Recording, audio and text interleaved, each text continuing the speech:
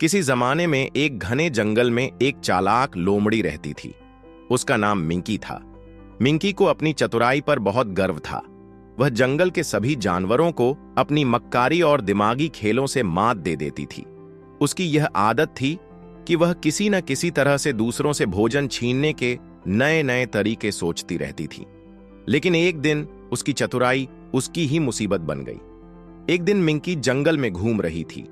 तभी उसने देखा कि एक बड़ा और तंदुरुस्त मुर्गा अपने घर के बाहर बैठा आराम कर रहा था। वह मुर्गा बहुत ही इज्जतदार था और जंगल में सभी जानवरों का आदर करता था।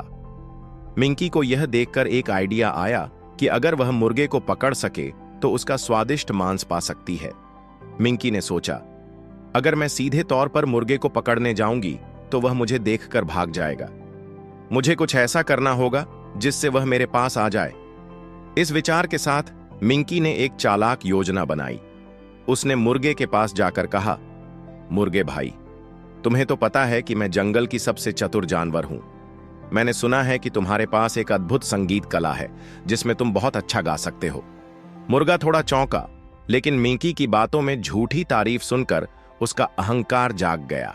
उसने कहा, अरे तुम तो सही कह रही हो, मेरे गाने का कोई जवाब नहीं है। तुम जरा मेरी आवाज सुनो। मिंकी ने मुस्कुराते हुए कहा, मुझे तुमसे एक विशेष अनुरोध है।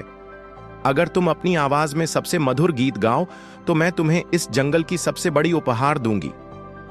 मुर्गा खुश होकर अपनी गर्दन को उठाकर गाने लगा। जैसे ही वह गाने में खो गया, मिंकी ने बड़ी तेजी से उसे पकड़ लिया। अब तुम्हारा संगीत मेरे पेट का हिस्सा बनेगा, मिंकी ने खुश होकर कहा। लेकिन जैसे ही वह मुर्गे को अपने पंजों में पकड़ने वाली थी, मुर्गे ने अपनी चतुराई का इस्तेमाल किया।